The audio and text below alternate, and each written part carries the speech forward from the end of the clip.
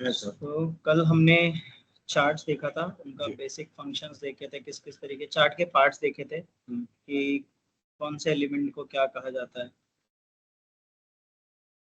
हमने ये topics cover किए कि हाँ ठीक है, आपका रीसाइज एंड मूवमेंट क्या है। एक जगह पे आप जो चार्ट आपका क्रिएट होता है, इसी चार्ट को हम थोड़ा बड़ा छोटा अपने नीड के हिसाब से हम कर सकते हैं। ठीक है। दूसरा था कि हम मूवमेंट इसका अगर करना चाहें, जैसे यहाँ पे चार्ट है, इसको उठा के हमने कहीं और रख दिया, ये तो मतलब इंटरनल आपका मूवमेंट हो गया। लेकिन इसी चार्ट को आप चाह रहे हो कि किसी और शीट के ऊपर में भी आपका ये चला जाए, तो हम इसको यहाँ से सिंपली कॉपी कर सकते हैं कंट्रोल सी से, या फिर आप यहाँ से ऑप्शन से कंट्रोल आपने कॉपी कर लिया, उसके बाद आप दूसरी शीट में जाएंगे, वहाँ पे हमने इसको पेस्ट कर दिया, तो हमारा ये चार्ट आ चुका है। अब यहाँ पे आप इसको बड़ा छोटा कर सकते हैं, फॉर्मेटिंग कर सकते हैं अच्छे से। उसके बाद हमने देखा कि चार्ट के अलग अलग एलिमेंट्स थे कि कौन सा पार्ट को हम लोग क्या कहते हैं। जैसे कि अभी हमारा ये चार्ट है, इस चार्ट को हमने सिंपली बना लिया, जो हमारा डेटा था कॉपी पेस्ट यहाँ पे कर लिया। करने के बाद में अब हम यहाँ देख रहे हैं कि ये पूरा चार्ट है, पूरे के पूरे जो चार्ट है जिसको हमने सेलेक्ट किया, तो ये हाईलाइट हो गया। ठीक है। तो ये जो एरिया होता है उसे हम कहते हैं चार्ट एरिया, जो पूरा हाईलाइट हो गया। नाउ नेक्स्ट, छोटा वाला जो है पार्ट जिसके अंदर में एक्चुअल ग्राफ बार ग्राफ बना हुआ है, इस बार ग्राफ को हम कहेंगे प्लॉट एरिया, जिस एरिया के अंदर ये बना है। इसको हम लोग कहते हैं आपका चार्ट टाइटल। ठीक है, क्योंकि ये चार्ट का टाइटल बताता है, इसको हम कस्टम कर सकते हैं। ये जो आप पार्ट है जो आपको ये बताता है कि जो डेटा आपने मतलब ग्राफिकली रिप्रेजेंट करवाया है वो एक्चुअली शो क्या कर रहा है, तो इसे लेजेंड एंट्री कहा जाता है। ठीक है।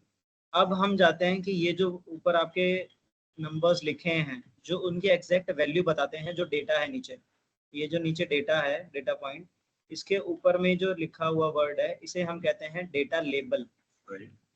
ये 7500 7000। नाउ ये जो है आपका वाई एक्सिस है, यानी कि वर्टिकल एक्सिस हो गया आपका, ये आपका हॉरिजॉन्टल एक्सिस हो गया, यानी एक्स एक्सिस। ठीक है।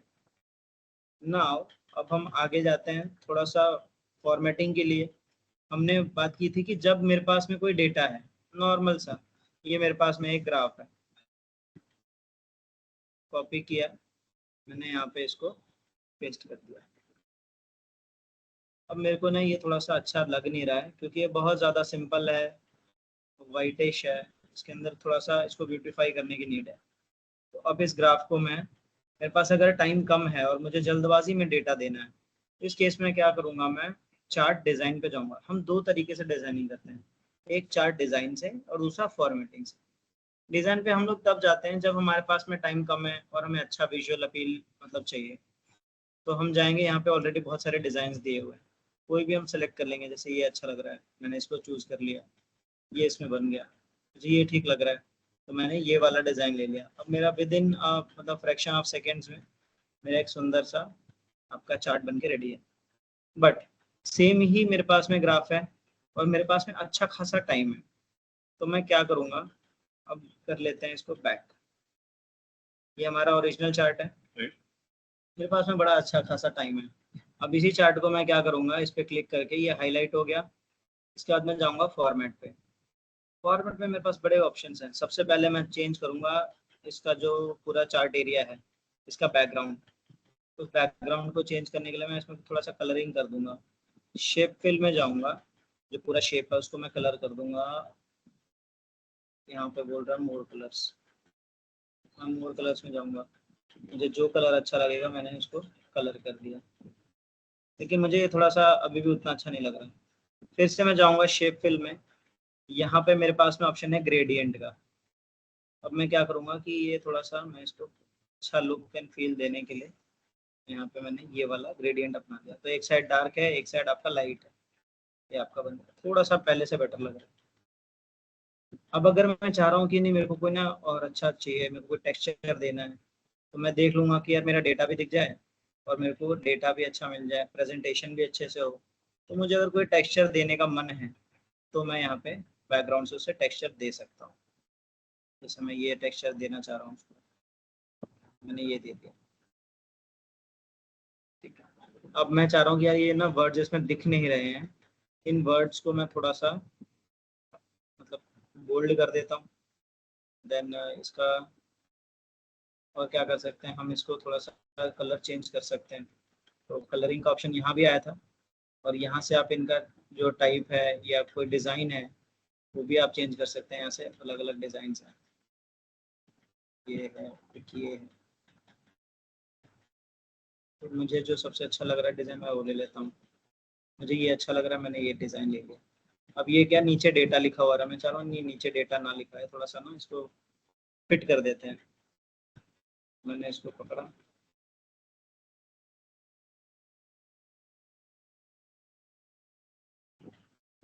पूरे को मैंने सेलेक्ट किया। यहाँ पे एक ए के ऊपर में बड़ा ए है, एक छोटा ए दिख रहा है। यहाँ पे डिक्रीज फॉन्ट साइज और इंक्रीज फॉन्ट साइज हम कर सकते हैं। तो यहाँ से मैंने थोड़ा सा इसको डिक्रीज कर दिया 1 नंबर। तो अब ये फिट हो गया, अब ये थोड़ा सा बेटर लग रहा है अभी भी, लेकिन इसके अंदर थोड़ी सी और गुंजाइश है कि डेटा को थोड़ा सा और अच्छा कर सकते हैं। मैंने क्या किया, इसको थोड़ा सा अंडरलाइन कर दिया, इसको बॉर्डर डाल दूंगा मैं, आउटलाइन इसके ऊपर डाल दूंगा, थोड़ा सा ब्लैक कलर का एक अच्छा सा आउटलाइन देके इसको एक हम वो दे देते हैं, कोई शेप दे दिया हमने। अब हम बाहर का जो चार्ट था उसको भी थोड़ा सा आउटलाइन दे देते हैं एक ब्लैक कलर का, और इसको भी कोई शेप दे देते हैं, ये वाला शेप देते हैं। अब ये थोड़ा सा डेटा बढ़िया लग रहा है। ये तब मैं कर रहा हूँ जब मेरे पास में अच्छा खासा टाइम है। अच्छा, अब मेरे को ये जो कलर है ब्लू कलर, मेरे को इसको भी थोड़ा सा शेप में उसमें दे दूंगा, चेंजेस शेप में गया, चेंज कर दिया। सिमिलरली रेड में गया, शेप इफेक्ट में जाऊंगा, कोई भी मतलब यहाँ से और भी चूज करने के ऑप्शन है हमारे पास में, हम कोई भी चूज कर सकते हैं। मैंने ये चूज कर लिया रेड के लिए। अब मुझे जो है यहाँ से 1100 तक है, बट मेरा डेटा 9570 तक है। मैं इनको चेंज करना चाह रहा हूँ इंटरवल को। तो ये इंटरवल को चेंज करने के लिए मैं राइट क्लिक करूंगा, जाऊंगा फॉर्मेट एक्सिस में, मैं क्लिक किया। फॉर्मेट एक्सिस में मेरे पास में बड़े सारे ऑप्शन है। बाउंड पूछ रहा है, बाउंड का मतलब है कि कहाँ से कहाँ तक का डेटा चाहिए। तो मैंने दिया भाई 0 से 11,000 तक दो। फिर ये पूछ रहा है ठीक है, यूनिट मेजर्स में आप बोल चाह रहे हैं कि मेजर्स में आप कितना डिफरेंस देना चाह रहे हो इनके बीच में। तो मैंने कहा कि आप ना इनके अंदर में 1000 का डिफरेंस दो, लेकिन अगर मैं चाहता हूँ कि 500 का डिफरेंस हो तो मैंने 500 का डिफरेंस में दे दिया। तो 500 के हिसाब से वो सेट करेगा, क्या बनेगा फिर। ये बड़ा कंजस्टेड लग रहा है लेकिन बहुत ज्यादा। तो अब मैं इसको कहूँगा कि नहीं 1500 का कर दो, वो थोड़ा ठीक रहेगा। तो इसने 1500 के हिसाब से कर दिया, तो ये थोड़ा सा पहले से स्लाइटली बेटर लग रहा है। इस तरीके के यहाँ पे बहुत सारे ऑप्शंस हैं, टिक मार्क्स हैं, लेबल्स हैं। ये जो है मैक्सिमम टाइम पे हम इतना नहीं घुसते हैं। रीज़न ये है कि आपके पास में बहुत टाइम है। जब बहुत टाइम है तो आप बहुत अच्छा चार्ट बना सकते हो। यूजुअली लोग चार्ट बनाने में 5 मिनट 10 मिनट ज़्यादा से ज़्यादा, इससे ज़्यादा टाइम नहीं लगाएगा। वो तब लगाएगा जब वो मतलब डैशबोर्ड डेवलपर अगर होगा तो वो टाइम लगा सकता है, जिसका काम ही है कि डैशबोर्ड बनाना है। बाकी हमारे पास इसमें और भी ऑप्शन आ जाते हैं, जैसे शेडो है, ग्लो है, जो हमने यहाँ पे देखा था पहले से ही आता है। तो वो फॉर्मेट एक्सेस में भी सारे ऑप्शंस आते हैं, और वो सारे ऑप्शंस आपको यहाँ फॉर्मेट टैब में भी मिल जाता है। तो मोस्टली हम लोग यहीं से कर लेते हैं।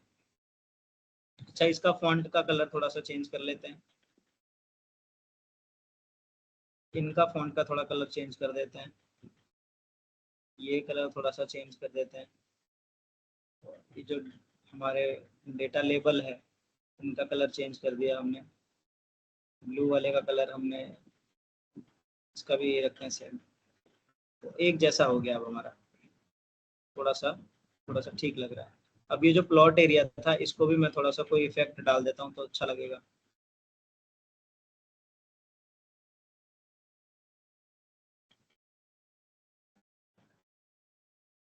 ये देख, इसमें इफेक्ट थोड़ा सा बन के आ जाएगा। आउटलाइन भी दे देते हैं इसको एक ब्लैक कलर से, ये बन गया। इस तरीके से जब हमारे पास में एक अच्छा खासा टाइम था तो हमने बना दिया। अब देखिए ये 9570 के ऊपर आ गया ना, ये कट रहा है यहाँ से लाइन से। मैं थोड़ा सा यहाँ जाऊँगा, फॉर्मेट एक्सेस में जाके मैं इसको 1500 की जगह मैं थोड़ा सा इसको चेंज कर दूंगा, और मैं कर दूंगा इसको 2000। इसको 1500 ही रहने देते हैं, ये तो ठीक है। ये बाहर जा रहा है ना हमारा रेंज, तो यहाँ चेंज कर देते हैं। यहाँ 11,000 कर देते हैं, 11,500, और यहाँ माइनस में हो गया। अब इसको यहाँ 0 कर देते हैं, तो अब 0 से ये हो गया 11,500 तक। सो ये डेटा जो है अब हमारा बनके रेडी हो चुका है।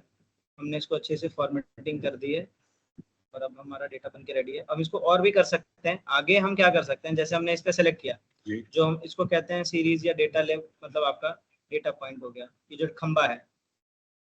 अब हम जाएंगे फॉर्मेट में, यहाँ पे हम जाएंगे फिल में, क्योंकि हमें इसके अंदर भरना है। फिल में जाके पिक्चर में कर दिया हमने क्लिक। तो जो हमने कल सोचा था कि ऐसे करेंगे, स्टॉक इमेजेस में या ऑनलाइन इमेजेस में जाके हम फोटो डाउनलोड कर लेंगे और उसकी जगह पे हम यहाँ पिक्चर डाल देंगे। जैसे कल हमने यहाँ पेंसिल की पिक्चर डाली थी, यहाँ पे हमने कलर कर दिया था। सिमिलरली अगर हमारे पास में जिस कंपनी के लिए काम कर रहे हैं वो डेटा है, लोगो है, तो हम वो लोगो डाल देंगे। तो इस तरीके से हमारा फॉर्मेटिंग जो है मतलब बेसिक भी हो गया, एडवांस भी हो गया। अब हम आ जाते हैं थोड़ा सा चार्ट टाइप के ऊपर में। अच्छा, तो हमने हमने ये देख लिया कि आपका कॉलम चार्ट कैसा बनता है। अब हम देखते हैं थोड़ा सा, अगर मान लीजिए मुझे चाहिए बार चार्ट, जैसे हम बार चार्ट पढ़ते हैं, तो उसके लिए मैं क्या करूँगा, ये मैंने पूरा डेटा आपका सेलेक्ट कर लिया। सेलेक्ट करने के बाद में जाऊँगा मैं इंसर्ट में, यहाँ जाऊँगा मैं और उसके बाद मैं चूज कर लूँगा बार चार्ट। यहाँ से बार चार्ट ले लिया। बार चार्ट ये आपका सिंपल बार चार्ट बन गया इसी का। जो डेटा आपका वर्टिकल है उसको हॉरिजॉन्टल में आ गया। तो इस टाइप के डेटा को, इस टाइप के जो चार्ट है इसको कहेंगे हम बार चार्ट। ये है हमारा कॉलम चार्ट। ठीक है, अब वही फॉर्मेटिंग भी इसकी चेंज करना चाहते हैं तो कर सकते हैं, ये फॉर्मेटिंग कर। ठीक है, सिमिलरली अब हम देखते हैं कि जैसे हमारे पास ये एक डेटा है, इंसर्ट में गए, चार्ट्स में गए, और मुझे इन दोनों का कंपैरिजन करना है। लेकिन मैं चाहता हूँ कि थोड़ा सा ना मैं इनका कंपैरिजन जो करूँ वो एरिया वाइज करूँ। तो अब एरिया चार्ट कहाँ है, ये रहा आपका 2D में, और ये रहा आपका 3D में। अगर 3D में चाहिए तो मैं 2D में गया पहले, 2D में मैं करके देखता हूँ। अच्छा, ये भी 3 टाइप के चार्ट हैं। एक है आपका normal chart, normal area chart. दूसरा है आपका स्टैक्ड, मतलब एक के ऊपर एक। स्टैक्ड वाले का बड़ा बेसिक एग्जांपल मैं आपको देता हूँ। जैसे हमारा मान लीजिए बार चार्ट, कॉलम चार्ट है, हमने कॉलम चार्ट बनाया। अब आप देखिए यही कॉलम चार्ट जो है, इसको थोड़ा सा छोटा कर देता हूँ यहाँ पे। अगर मैं मान लीजिए इसी डेटा को फिर से सेलेक्ट करके इंसर्ट में जाऊंगा और वापस से कॉलम चार्ट लूंगा, और ये हमारा स्टैक्ड कॉलम है और ये है हमारा 100% स्टैक्ड कॉलम। तीनों में डिफरेंस क्या है, इसमें तो आपको समझ में आ गया। इसमें क्या करता है, ये स्टैक्ड वाले में एक के ऊपर में दूसरा रख देता है। अब यहाँ से यहाँ तक तो ये आ गया 0.1 तक, इसको पकड़ के इसके ऊपर डाल दिया, तो अब टोटल जो है वो इंक्रीज हो जाएगा, और वैल्यू लेकिन इसकी अलग अलग ही दिखाएगा। बस इसको उठाया, इसके ऊपर रख दिया, इसको कहते हैं स्टैक्ड। अब अगर मान लीजिए मैं 100% वाला करता हूँ तो उसमें क्या चेंजेस आता है वो भी देख लेते हैं एक बार।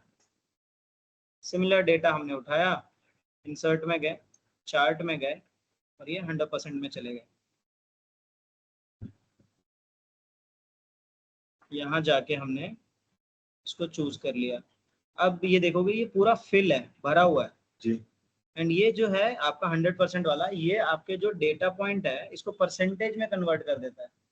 मतलब आपका टोटल 100% है, तो उस 100 में से रेड वाला कितना परसेंट होगा और आपका जो है ब्लू वाला कितना परसेंट है, उसके हिसाब से इसने पूरा ग्राफ भर दिया। अच्छा, ठीक है, तो ये पूरा आपका फिल होगा, आपको दिख भी जाएगा इजीली यहाँ कितना परसेंटेज आपका रेड वाला है, कितना परसेंट आपका ब्लू है।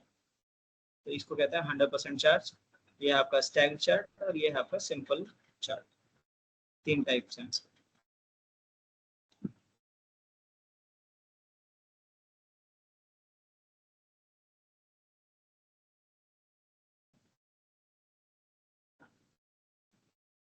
नाम भी लिख ही देते हैं ना यहाँ पे, अच्छा रहेगा वो।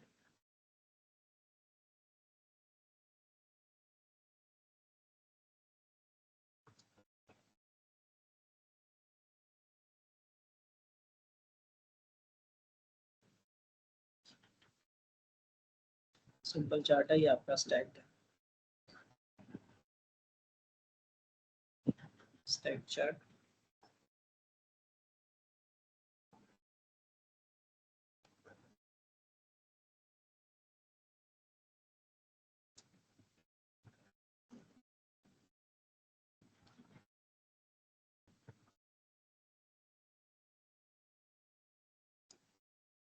ये हो गया आपका 100% स्टैक चार्ट।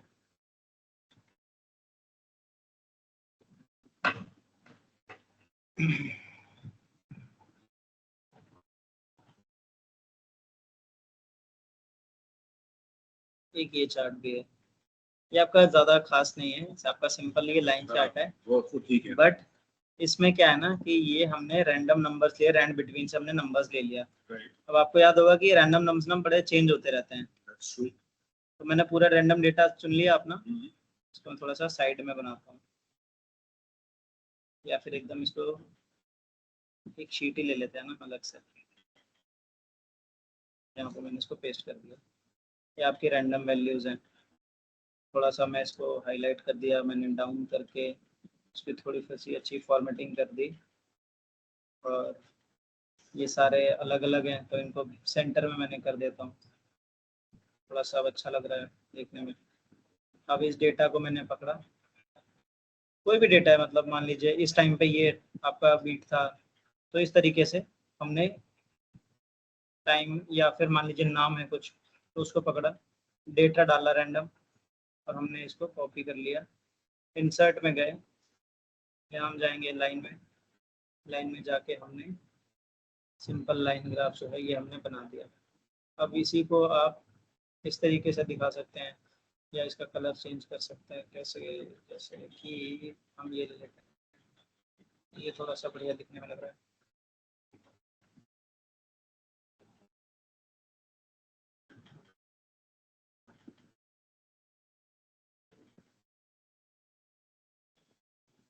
अब यहाँ पे मैं कुछ अगर मान लीजिए लिखता हूँ, तो यहाँ पे क्या होता है, ये चेंज हो रहा है,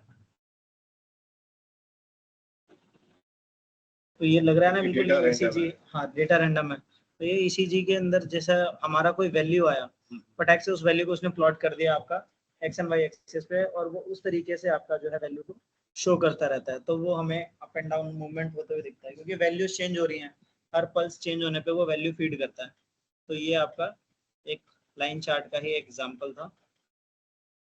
पाई चार्ट हमने देखा, डोनट चार्ट हमने देख लिया किस तरीके से होता है। फिर हम एक ट्रेंड चार्ट था हमारा, ये ट्रेंड चार्ट में क्या होता है कि एक हम ट्रेंड सेट करते हैं। फॉर एग्जांपल हमने ये डेटा लिया, इस डेटा को सिलेक्ट करने के बाद में हम गए इंसर्ट में, अब हम गए, एक हमने डेटा ले लिया, तो भी डेटा ले लीजिए, मान लीजिए हमने बार चार्ट ले लिया,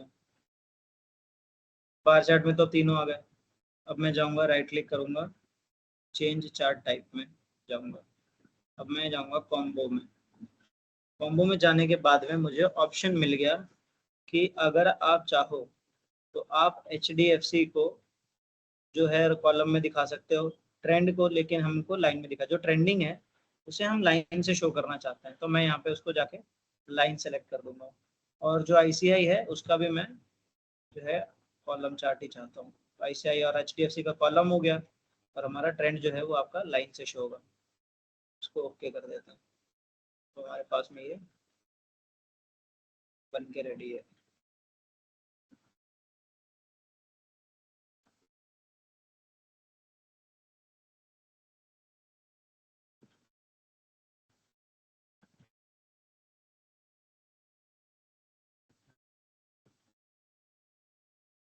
अगर मान लीजिए ट्रेंड कुछ अलग होता ना, तो ये चार्ट भी चेंज होगा। फॉर एग्जाम्पल इससे अगर ये 6000 है, तो इस तरीके से ये चेंज हो रहा है। यहाँ पे मैं कुछ और वैल्यू ले लेता हूँ,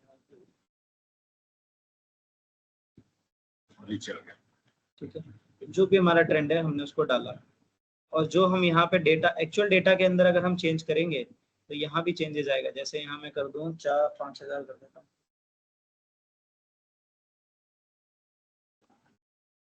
एक्चुअल डेटा में भी हमारा रियल टाइम चेंज होता रहेगा। ऐसा नहीं है कि जो आपने डेटा बना दिया वो स्टैटिक हो गया, नहीं, चेंज होता रहेगा रेगुलर आपके बेस पे। ये आपका स्टेप चार्ट है, वैसे तो चार्ट्स तो बहुत सारे हैं, लेकिन उतने चार्ट्स हम That's कवर use करेंगे नहीं तो उतना यूज नहीं नहीं, होगा। use नहीं होगा। इनको हम वैसे ही रहने देते हैं अभी। थोड़ा सा डेटा क्लीन रहना चाहिए, क्लीन डेटा बड़ा मैटर करता है।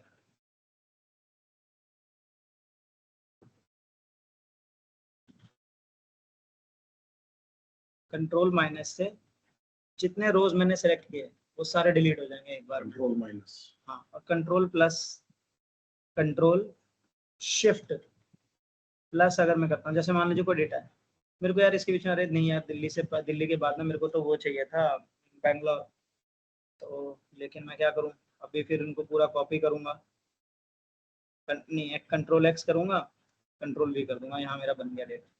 क्योंकि मैं चाहता हूँ कि ऐसा नहीं, फॉर्मेटिंग भी वैसी रहे, तो मैं कंट्रोल जेड करूँगा पहले, तो जैसा था वैसा। अब यहाँ पे मेरे को इसके ऊपर चाहिए ना, पटना के ऊपर, तो यहाँ पहले मैं पूरे रो को सेलेक्ट कर लूँगा, कंट्रोल शिफ्ट प्लस, तो मेरा ऑलरेडी ऊपर वाला फॉर्मेटिंग भी आ गया और एक ऐड हो जाएगा। चलिए मैं लिखता जाऊँ कि मेरे को बाद में आप ये हम एक शॉर्टकट कीज ना पढ़ेंगे बाद में, मैं इसलिए बीच में बताता जा रहा हूँ ना कि जहां जहां यूज हो रहा है वहां वहां दिखता जाएगा, आपके माइंड में रहेगा कि अरे हम वैसे भी तो कर सकते हैं, ये तो याद रहेगा, इसका कोई शॉर्टकट की है। सिमिलरली मेरे को कलकत्ता को डिलीट करना है पूरे डेटा में से, तो मैं क्या करूंगा, कंट्रोल माइनस, खाली कंट्रोल माइनस, सिर्फ कंट्रोल माइनस, और अगर ऐड करना है तो control shift plus. Okay, control, तो मेरा चला गया वो, मैं चाहे मैंने गलत कर दिया, मेरे को तो ये करना ही नहीं था इस डेटा में, तो कंट्रोल जी आप करते जाएंगे, हो गया। तो ये 3 शॉर्टकट्स हैं, काफी काम आते हैं, यूज होते हैं।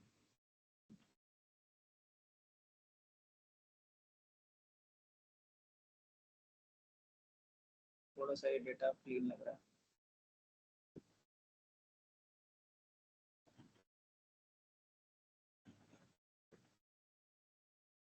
जितनी बार हम करेंगे उतनी बार चेंज हो रहा होगा कुछ ना कुछ इसमें।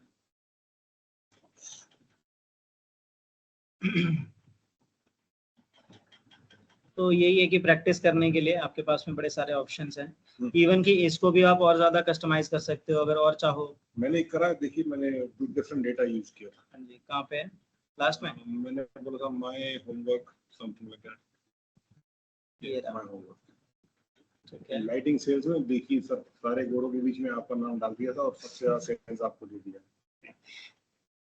Sample 3, sample 2। ये चार्ट आपने बहुत अच्छा बनाया है, इसमें लग रहा है आपने ये क्या, ये ऑटोमेटिक किया आपने? ऑटोमेटिक करके चेंज कलर कर दिया, नीचे जो है नीचे आपने शैडो भी नीचे डाल दिया और ऐसे इसको बना दिया, सैंपल 2 कर दिया था, इसको सैंपल ये 1 किया। ये आपने बनाया 3D बना के और कॉल आउट करके, और परसेंटेज दिख रहे हैं कि कुंदन ने कितना सेल किया, फेडरिका ने कितना, गिल्डा ने, विवियन ने, जेरी ने कितना किया, ऐसे कर दिया।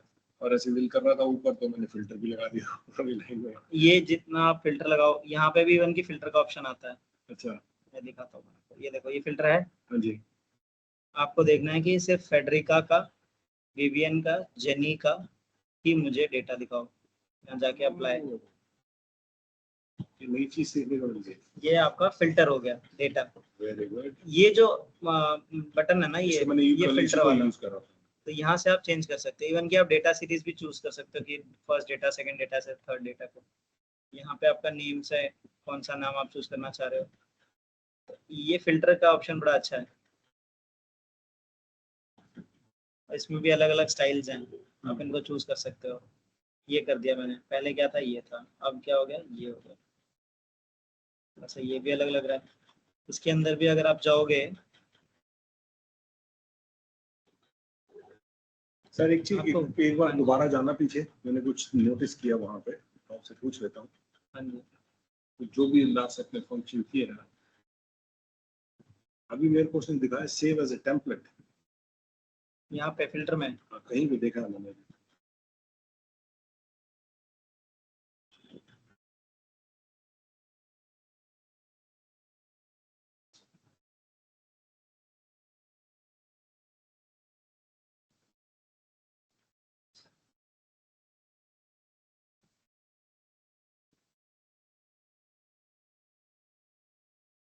ये रहा।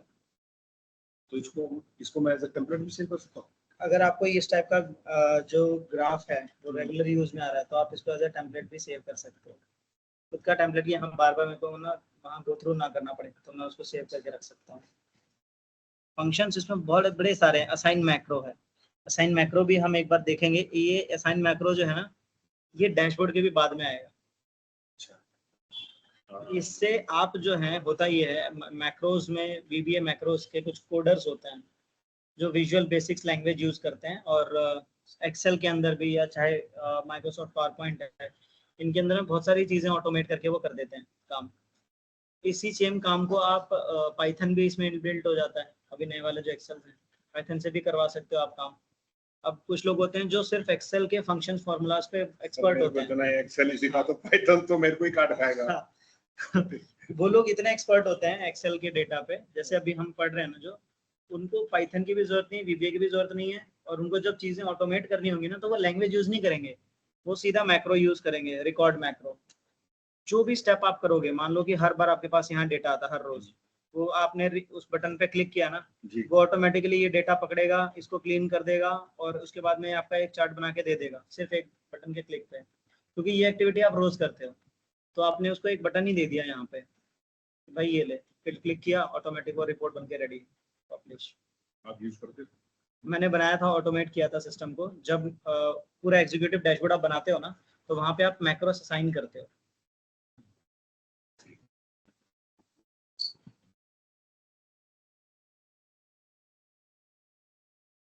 सो ये आपका बड़ा अच्छा बना है, ये बड़ा अच्छा लगा मुझे।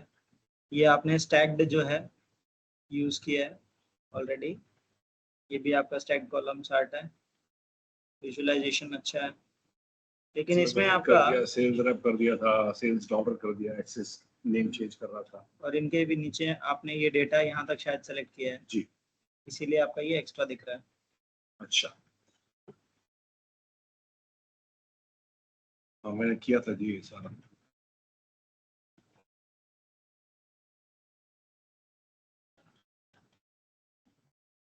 जब आप इसको चेंज कर दोगे ना, ये डेटा को यहाँ से यहाँ तक,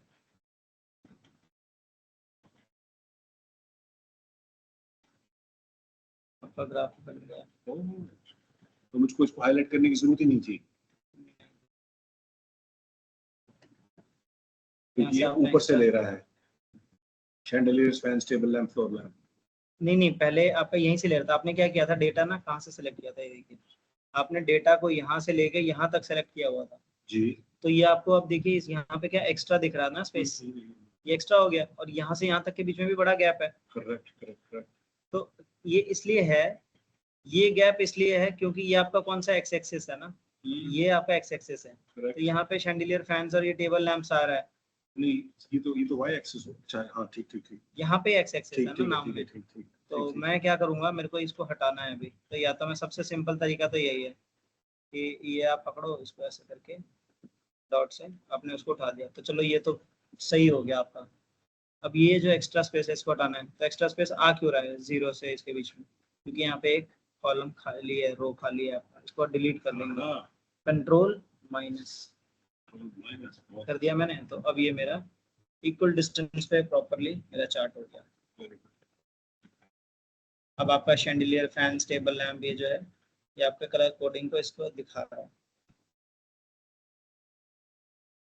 आपका डेटा रेडी हो चुका है, अच्छा आपने बनाया। तो यहाँ पे हमारा ये चार्ट वाला जो पार्ट है ये हमारा खत्म होता है। ठीक है, इसको हम सेव कर लेते हैं।